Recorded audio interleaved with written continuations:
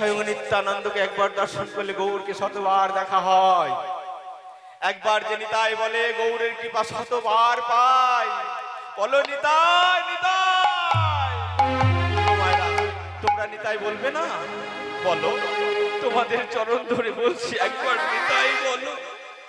বলো সবাই মিলে জোর করে, জোর কান ভরে বলো, জোর দিয়ে বলো। বলো নিতাই নিতাই, হা নিতাই, হা গৌরদাই। বলবার চেষ্টা করলেও বলা হচ্ছে না। এই সংসার আপনারা দিলেন সবাই, সংসারকে দিয়েছেন বাবা, দিয়েছেন তো, কিন্তু সংসার আপনাকে কি দিয়েছে? সংসার তো কিছু দিলে না আপনাকে, শুধু দিল কি জানেন? কষ্ট, মায়া, যন্ত্রণা। এই ভোগ ছাড়া আর কিছুই পাওয়া যায়নি। আমাকে একটু গোবিন্দ চরণে পাঠিয়ে দেওয়ার ব্যবস্থা কিন্তু সংসার করে দিল না। সংসার আপনাকে ততদিনই ভালোবেসেছিল যতদিন আপনি সংসারকে ভালোবাসতে পেরেছেন। जाबित बित्तु पर जानो सकतो ताबन्नी जो परिवार रखानो तदानु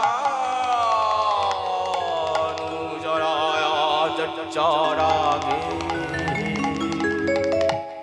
बर्तन को बिना गच्छति गे। সংসার ততদিন আপনাকে ভালোবেসেছে। যাবিত বিত্তু উপার্জন শক্ত, যতদিন আপনি উপার্জন করতে পেরেছেন সংসার আপনাকে ঠিক ততদিন, একটু ভেবে দেখুন, সংসার ততদিন আপনাকে ভালোবেসেছে।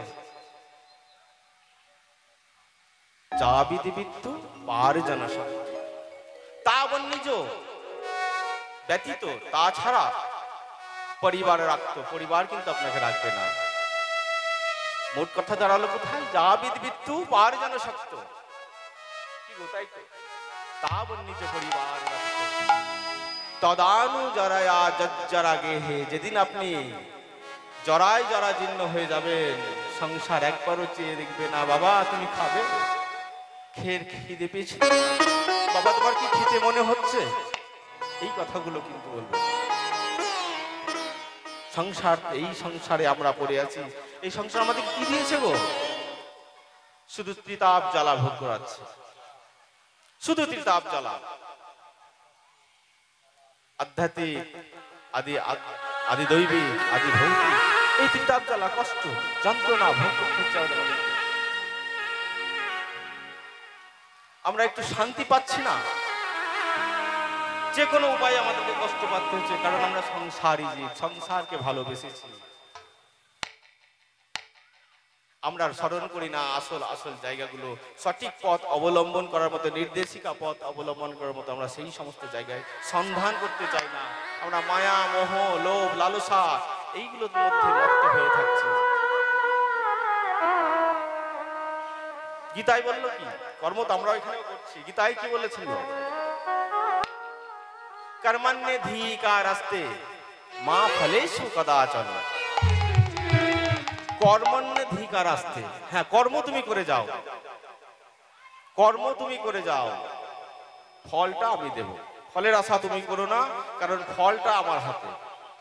কর্মণ্যধিকারাস্তে মা ফলেষু কদাচন। কিন্তু আমরা যখনই কোনো কর্ম করি, গীতার কথা শুনছি, জানছি, জানি কি?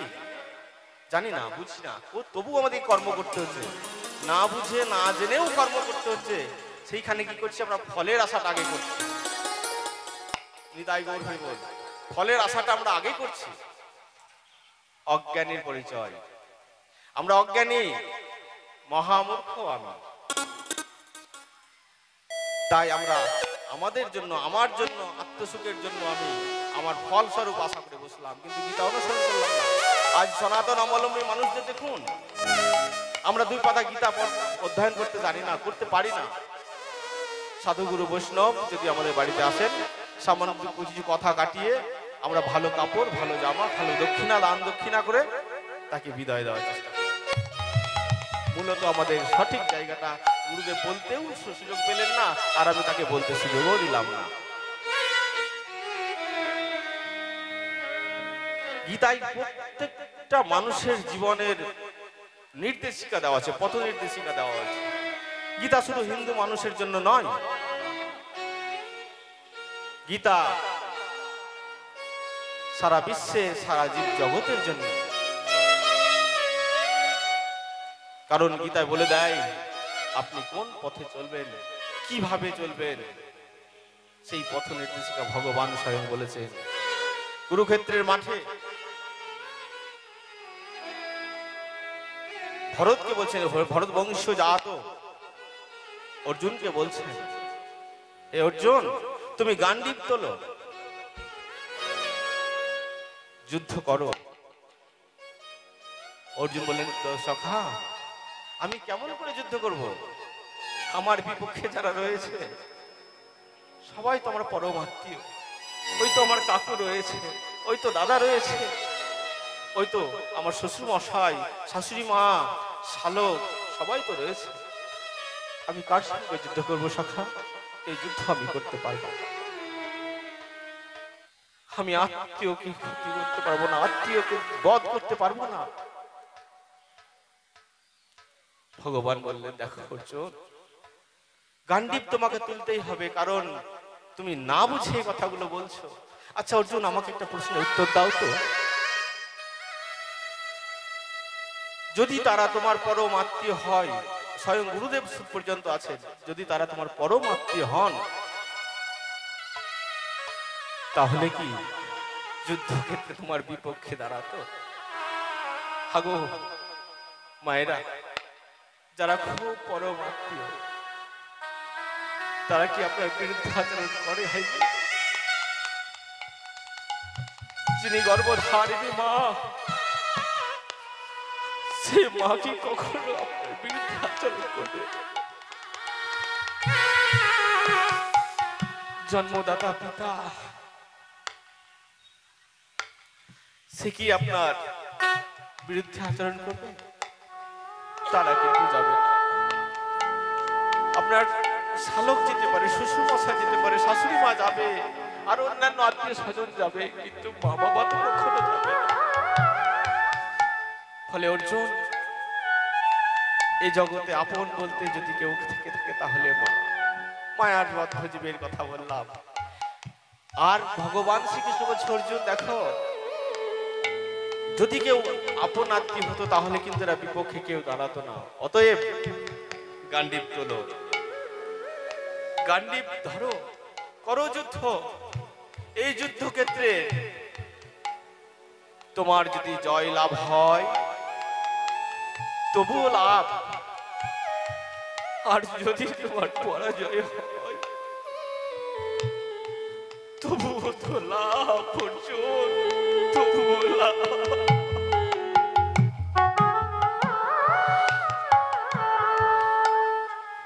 ভগবান কৃষ্ণচন্দ্র বলছেন, সখা এই যুদ্ধক্ষেত্রে তোমার যদি পরাজয় হয়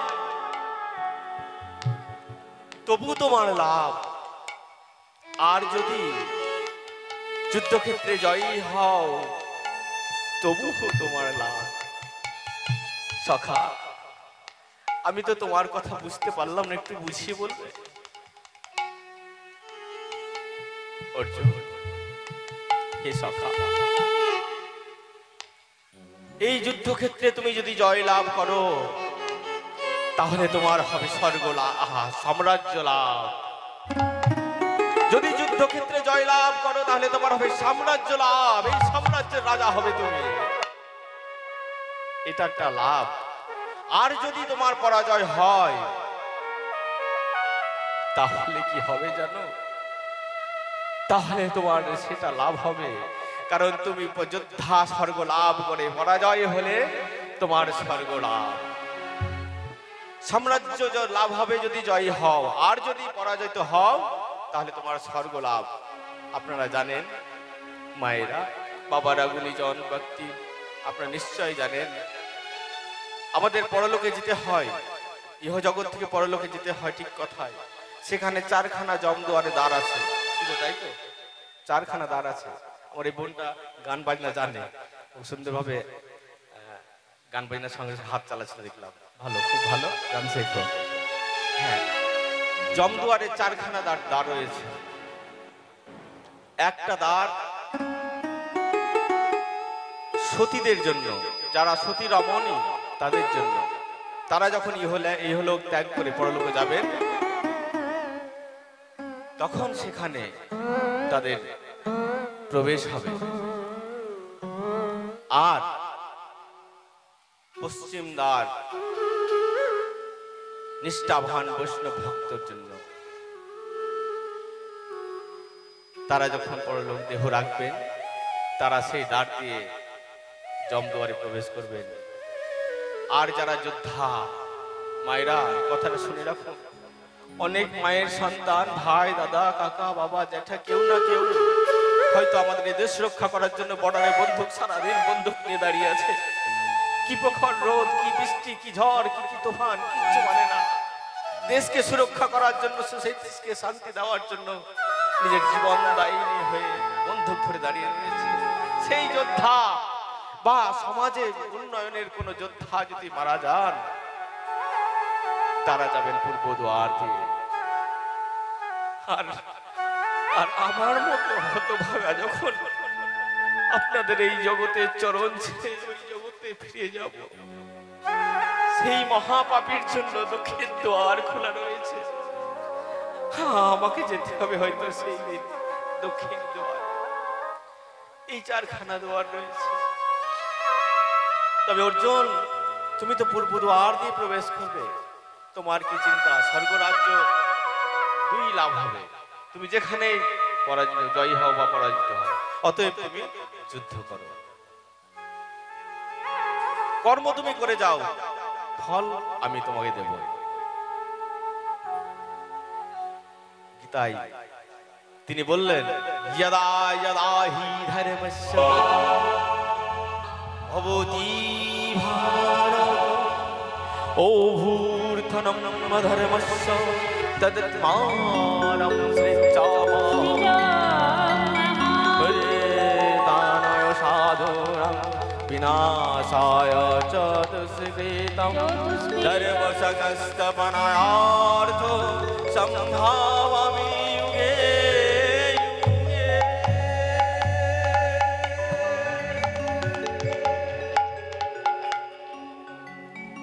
মায়েরা, ভগবান যার সহায় থাকেন, তার কি কখনো অমঙ্গল হইব না? তার মৃত্যু হয়।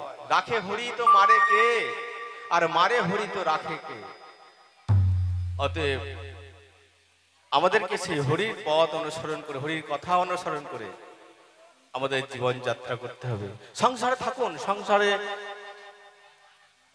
জীবন যাপন করুন, কিন্তু সংসারে খুব গভীরে গিয়ে কাদা মাখা যাবে না। কারণ বাইরেটা হবে কঠিন,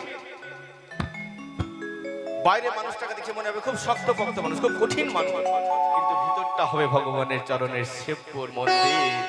তাই গৌর হরি বল, ভগবানের গুণকীর্তন করবেন, গাইবেন। আজ আর বিলম্ব করব না, কারণ মহাপ্রভু শয়নে রয়েছেন শিবাসঙ্গনে। চলুন দেখি মহাপ্রভুর কি অবস্থা। পদকর্তা বললেন, বিচিত্র পালঙ্ক সে যে অতি মনোহর। আজ প্রভুর কি অবস্থা দেখুন। বলছে, অলসে বস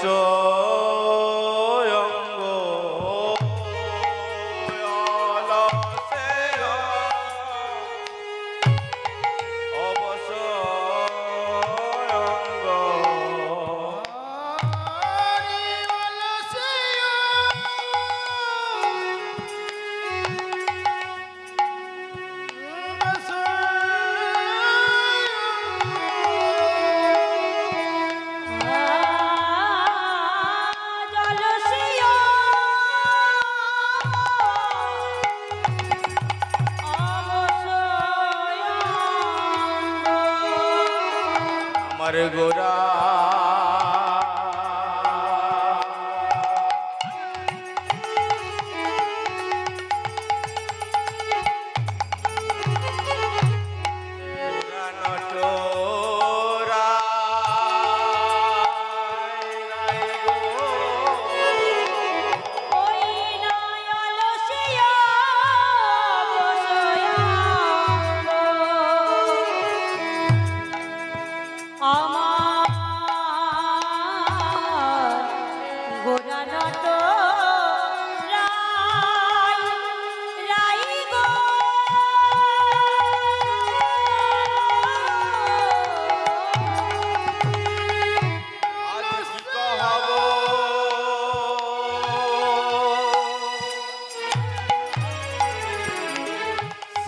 কথা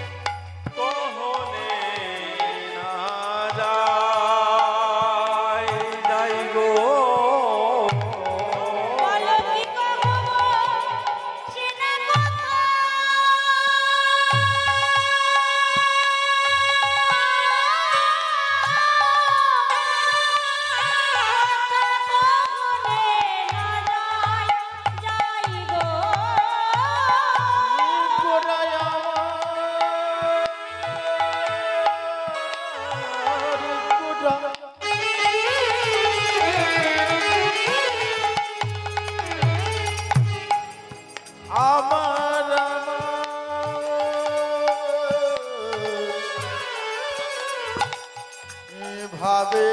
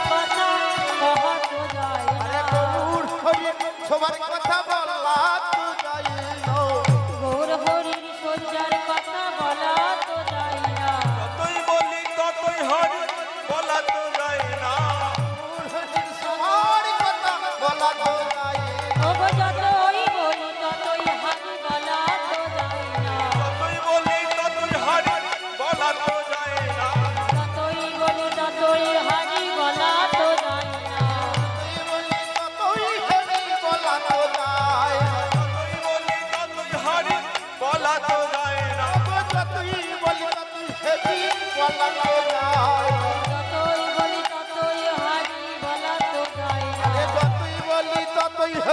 আমার আমার গৌর হরির কথা, আমার গৌর হরির কথা, আমার গৌর হরির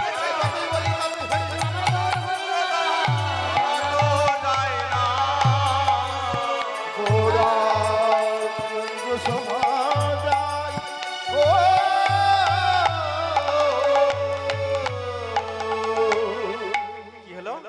মহাপ্রভুর কথা গৌর হরির কথা বলা যায় কি বলা যাবে না? বলছে আমার গৌর হরির কথা কি বলবো, সে কথা বলে শেষ হয় না। কি কহাবো সে না কথা কহনে না যায়। বাবা তুমি বদকর্তা বাসুদেব ঘোষ, তুমি যদি না বলো আমরা বুঝবো কি করে? আমাদের বোঝার উপায় কে জানিয়ে দিবে? তুমি সাক্ষাৎ গৌর হরি দর্শন করেছো, গৌর হরিকে দেখে দেখে তুমি পদ রচনা করছো সজ্জায় গৌর হরি, আর তুমি এখানে পদ রচনা করছো। তুমি যদি না জানিয়ে দাও আমরা জানবো কি করে? বাসুদেব ঘোষ বলছে, হ্যাঁ বাবা তুমি ঠিকই বলছো, আমি গৌর হরির কাছে উপস্থিত রয়েছে, তাকে দেখে দেখে পদ রচনা করছি, ঠিক কথা। গৌর হরির কাছে আমি গানও শিখেছি, কীর্তন গানের। গৌর হরি আমার গুরুদেব, এবং তার কাছ থেকে গান শুনে তাকে বহুবার গান শুনিয়েছি। তিনি আমার কীর্তন শুনে বড় আনন্দও পেয়েছেন, অত্যন্ত খুশি হয়েছে। কিন্তু আমি গৌর হরিকে আজকে এই কথাগুলো বলছি কেন জানো? হ্যাঁ, তুমি তো একটু আগে বললে যে অলসে অবশ্য অঙ্গ গোরা নটরাই, আগের লাইনে তাই বলেছে, গোরা নটরাই। বাবা জনিতা একটু কথা বলি, বিচলিত হবেন না, কারণ অনেক গুরুত্বপূর্ণ কথা তো। আমার মুখে আর কি শোভা পায় মহাপ্রভুর কথা, কিন্তু বাবা গুরুদেবের কাছ থেকে যেটুকু পেয়েছি, দুটো আপনাদের চরণে সেই কৃষ্ণ কথা প্রার্থনা করছি শ্রবণ করার জন্য, এবং আপনাদের কর্ণ গহ্বরে পৌঁছানোর চেষ্টা করছি মাত্র। আমি শুধু মাধ্যম মাত্র বাবা, আমি তো আর কীর্তনে নই গো, আমি তো কীর্তনেও হতে পারলাম না। গুরুদেবের বাহক স্বরূপ আমি এই কথাগুলো আপনাদের হৃদয়ে পৌঁছে দেওয়ার চেষ্টা করছি মাত্র। দয়া করে খুব বিচলিত হবেন না, কারণ বিচলিত হলে আমার তো কষ্ট হবে, আমি তো ঠিকঠাক আপনাদের মধ্যে দিতে পারবো না বাবা। জীবনে বড় কাজ ছেড়ে এসে ব্যক্তিগত কথা আসলে বলতে নেই, তবুও বিগত জীবনে একটা বড় ধরনের কাজকে ছেড়ে দিয়ে কীর্তন ভালোবাসি বলে কীর্তন করতে এসেছি। আমি কীর্তনে হতেও চাই না, শুধু গুরুদেবের চরণে আশ্রয় যেন পাই, ঠাঁই পাই। ওনার দেওয়াগুলো আপনাদের নামে, আপনাদের কনগহ্বরে প্রচার করতে এসেছি, দয়া করে একটু শ্রবণ করবেন। এ কথা তো আমার নয়, মহাপ্রভুর কথা। খুব একটা বিচলিত হবেন না, দয়া করে। হরি বল, হরি বল, হরি বল। তুমি বাসুদেব ঘোষ, তুমি বলছো অলসে অবশ্যই অঙ্গ, মহাপ্রভুর অলস হয়েছে না, অলস অলস ভাব, তার জন্য শরীরটা অবশ হয়ে আসছে, ঠিক কথাই, তাই তিনি শুতিয়ে আছেন। ভালো, খুব ভালো কথা। কিন্তু তুমি বাসুদেব ঘোষ এত বড় ভুল করছো কেন? তুমি বলছো অলসে অবশ্যই অঙ্গ গোরা নটরাই। আগো মা, এই নটরাইটা কাকে বলে? নট মানে তো নিত্য, তাই তো? নট মানে তো নিত্য, আর রায় যিনি শ্রেষ্ঠ, রায় বলতে যাকে শ্রেষ্ঠ বোঝা যায়। তাহলে তুমি নটরাই বলছো, অথচ মানুষটা ঘুমিয়ে আছে, বিছানায় শুয়ে আছে, শয্যায় শুয়ে থাকা মানুষকে তুমি নটরাই বললে? এটা কি তুমি ঠিক করলে? বাসুদেব ঘোষ বলছে, দেখো বাবা, তোমার চিন্তা ভাবনা ঠিক, আমি ভুল বলবো না, কিন্তু সেটা ঠিক হলেও অনেকটাই আবার বাইরের অংশ বলবো, কেন খুব গভীর ভাবে তুমি ঢুকতে পারো না। গৌর হরিকে যে দৃষ্টি দিয়ে দেখছো সেটা তোমার বাইরের চোখ, বাইরের চোখের কথা, বাইরের চোখেই কথা তুমি বলছো, কিন্তু তুমি দিব্য দৃষ্টিতে দেখো। দিব্য দৃষ্টি দিয়ে দেখতে গেলে তুমি নিশ্চয়ই দেখতে পাবে, ওই দেখো আমি নটরাই বলেছি, ভুল কিছু বলিনি, কারণ শয্যায় তিনি শুয়ে আছেন, ঠিক কথা, কিন্তু ওই দেখো না, ওই দেখো দক্ষিণ হস্ত কি সুন্দর মাথায় বালিশের উপরে পাশ দিয়ে দিয়েছে, বাম হস্ত উদরের উপরে দিয়েছে, আবার দক্ষিণ পদ সুন্দর করে ভাঁজ করে রেখেছে। দেখে মনে হচ্ছে না যে তিনি নৃত্য করছেন? আবার কখনো কখনো তিনি যখন এপাশ ওপাশ করছেন, তখন তো মনে হচ্ছে স্বয়ং নৃত্য নটরাজ তিনি নৃত্য করছেন। আমি সেই কারণেই তাকে নটরাজ বলেছি। বাবা, তুমি আমার ভুলটা দেখিও না, তুমি দেখার চেষ্টা করো দিব্য দৃষ্টি দিয়ে, ভাবের দৃষ্টি দিয়ে। ভাবের দৃষ্টি ছাড়া তো আর গৌর পাওয়া যায় না, নিতাই পাওয়া যায় না গো। গৌর পেতে গেলে তো নিতাইকে দরকার, আবার নিতাই পেতে গেলে গৌরকেও দরকার। কারণ গৌর রাঘবকে এক কথায় বলেছে, দেখো গা রাঘব, এ বিশ্ব চরাচরে আমার অদ্বিতীয় কেউ নেই। যদি কেউ থেকে থাকে তাহলে সেটা নিত্যানন্দ রায়, নিতাই গৌর হরিবল। সেই নিতাইয়ের করুণা না হলে, গুরু করুণা না হলে তোমার দিব্য দৃষ্টি আসবে কোথা থেকে বাবা? তাই যদি দিব্য দৃষ্টি দেখতে হয় তবে ওই গুরুর চরণ ধরতে হবে, নিতাইকে দর্শন করতে হবে, অনুভূতির মধ্যে দর্শন করতে হবে সবসময়। দেখো না, দেখো আমার নিতাইকে কত সুন্দর লাগে, একবার ভেবে দেখো। দেখো গো নিতাইকে আমার কেমন মানিয়েছে, নিতাইকে আমার কেমন মানিয়েছে। দেখো দেখো নিতাইকে আমার কেমন মানিয়েছে।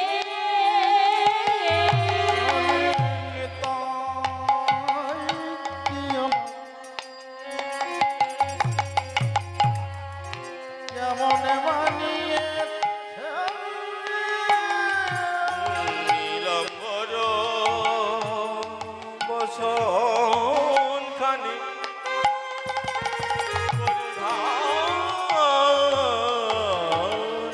নীলম্বর বসন খানি আবার আবার আবার আমার নিতাই হাতে, নিতাইয়ের হাতে হাতে হাতে দণ্ড ত্রিদণ্ড ধারণকারী নিত্যানন্দ।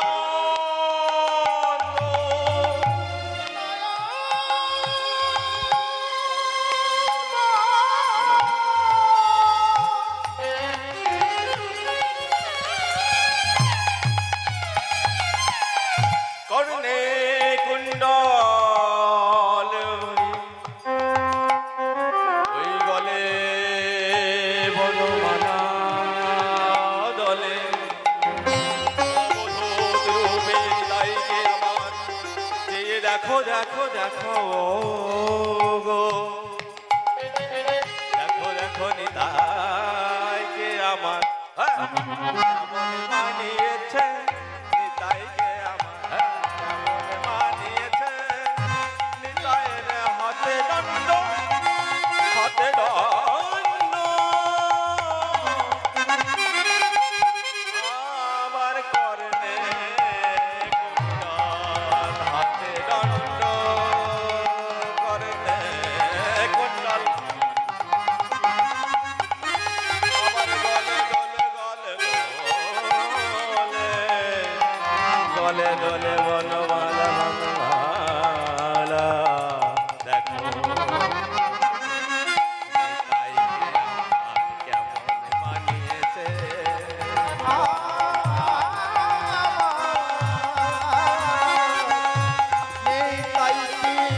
কেমন মানিয়েছে নিতাইকে আমার কেমন মানিয়েছে।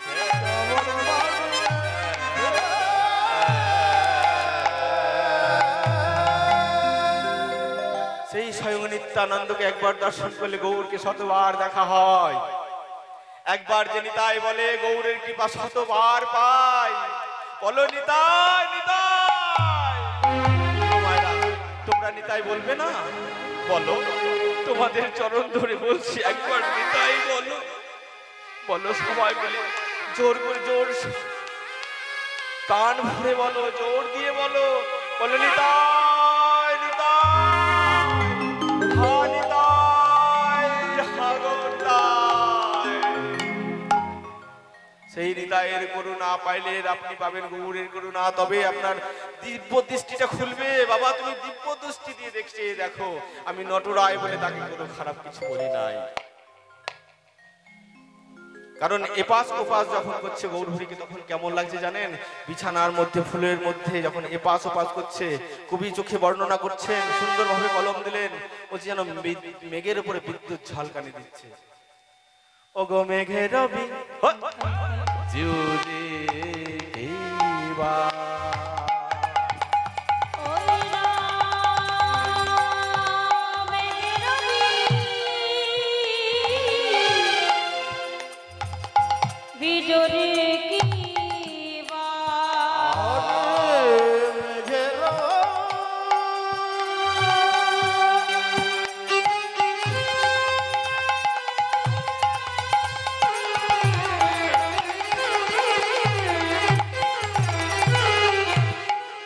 আমার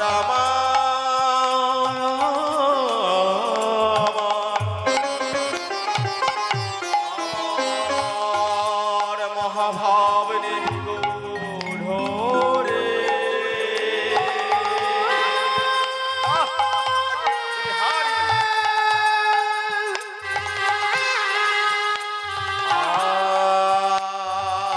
আজ মেঘের বিজুরে নাই মেঘের বিজুরে নাই ঝল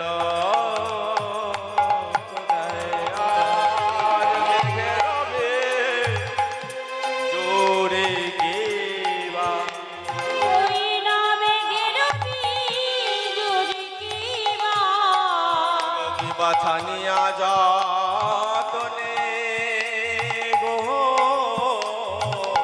ওই রামের বিজরে কি বা ছানিয়া যাতনে গো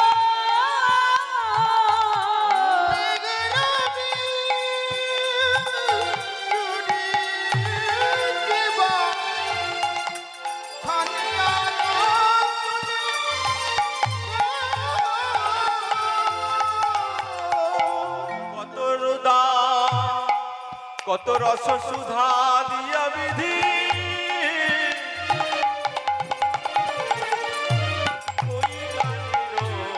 মানে মানে গো কত রস সুধা দিয়া বিধি কইল নিরমানে গো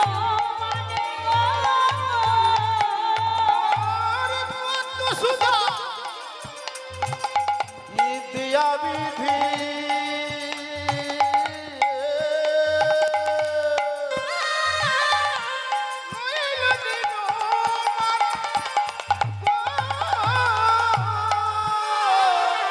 দেখো দেখো বিধি নিরমান করেছে নিরমান করেছে রস সুধা দিয়ে বিধি নিরমান করেছে ওইরা কত সুধা দিয়া বিধি নিরমান করেছে কত সুধা দিয়া বিধি নিরমান করেছে দিয়া বিধি নিরমান করেছে নিরমান করেছে নিরমান করেছে রস সুধা দিয়ে বিধি নিরমান করেছে। কত সুধা দিয়া বিধি নিরমান করেছে দাঁড়াও দাঁড়াও, কত রস সুধা দিয়ে বিধি নিরমান করেছে মহাপ্রভুকে আমার, ঠিক কথাই, কিন্তু এইভাবে এইভাবে ছেড়েছে কেন? সে কি দেখে না? আমার মনে হয় বুঝি বিধি দেখে নাই দেখে নাই দেখে নাই দেখে না দেখে নাই দেখে না দেখলে ছেড়ে দিত না দেখে নাই দেখে নাই দেখলে ছেড়ে দিত না রে দেখে নাই দেখে না ছেড়ে দিত না রে দেখে নাই দেখে না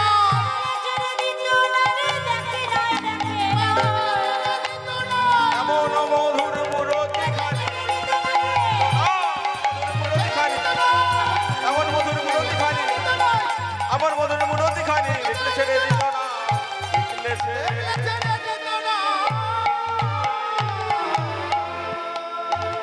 একজন ভক্ত বলছে না না সে কি হয়, মহাপ্রভুকে বিধি যখন নির্মাণ করছেন তাকে দেখবে না? আগো না দেখে ছেড়তে পারে? আপনি একজন একটা মূর্তি অঙ্কন করছেন, আপনি কি দেখবেন না? তো বলছে না না, আমার মনে হয় কি জানো, বিধি দেখেছে তাই ছেড়েছে, দেখেছে তাই ছেড়েছে, যা ছেড়েছে। তাই ছেড়েছে।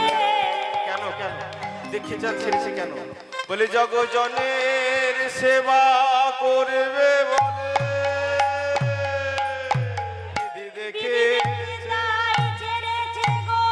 জগজনের সেবা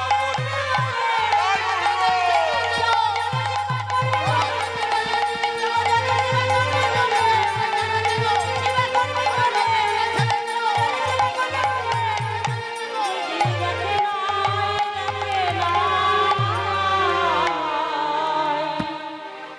আজ মহাপ্রভুকে আমার ছেড়ে দিয়েছে কেন?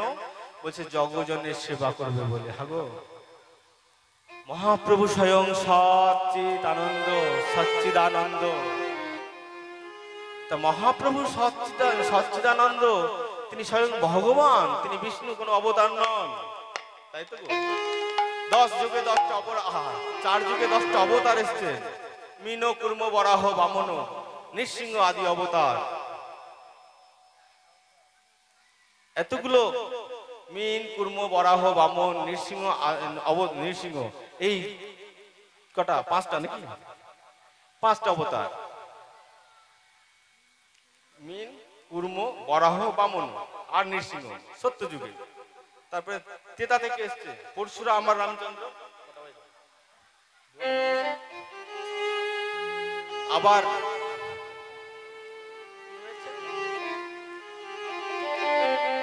তারপরে এসছেন কৃষ্ণ বলরাম। কোথাও কোথাও কৃষ্ণের জায়গায় বুদ্ধদেবকে ধরা হয়েছে। কটা হলো? 9টা। আর একটা আসবে কি গো? এখনো আসেন নাই, কল্কি অবতার, তিনি আসবেন, আসেন না এখনো।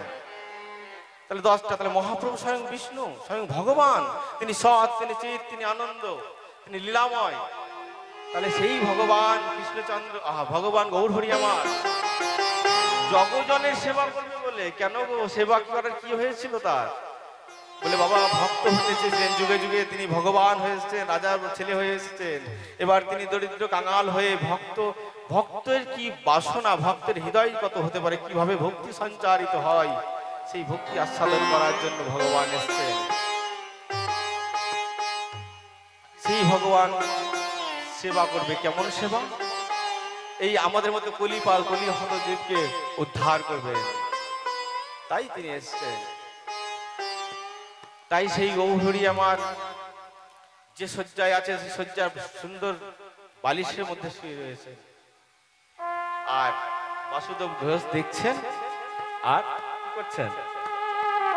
বাসুদেব ঘোষ দেখে মনের হরিছে, অতি মনোহর সেজ বিচিত্র বালিশে বাসুদেব ঘোষ দেখে মনের হরিছে।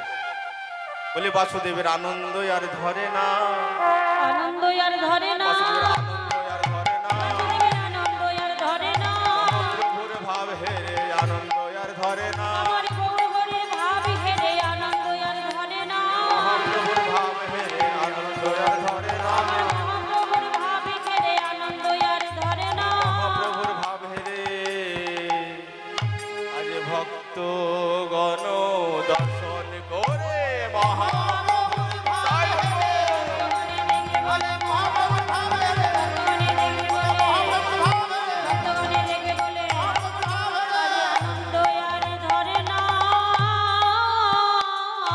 আজ বাসুদেব ঘোষে কহে মনের হরিছে, মনের হরিছে। দেখো দেখো, বাসুদেব ঘোষে কহে মনের হরিছে।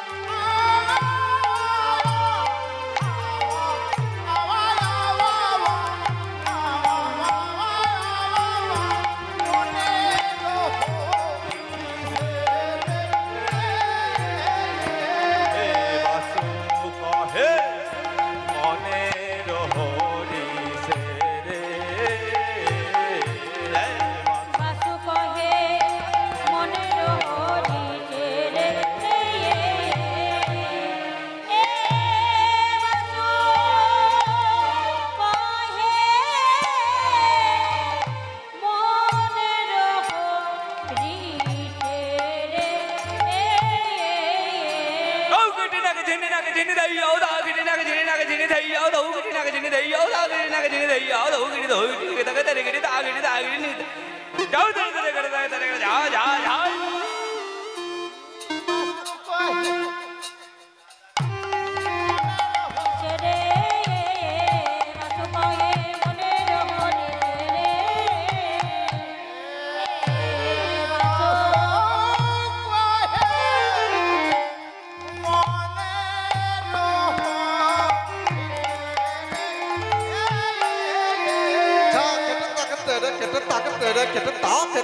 तेरे तेरे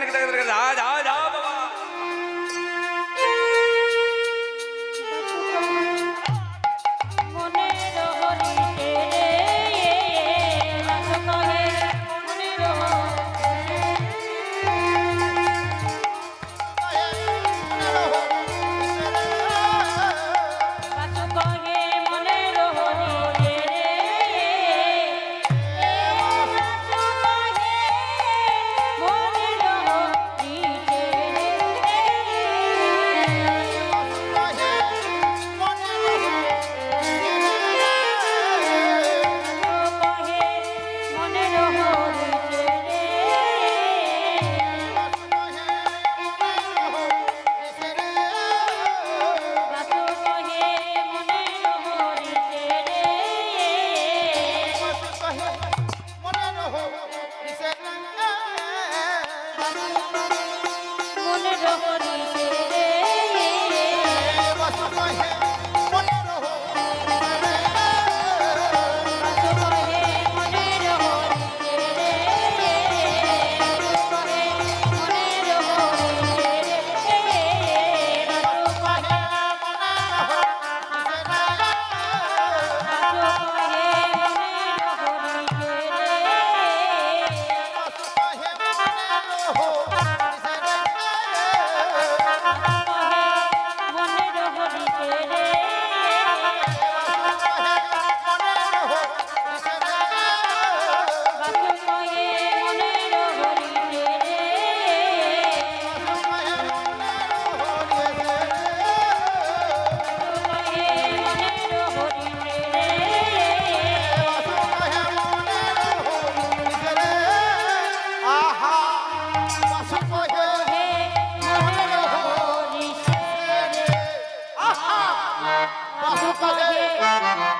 মনে রহ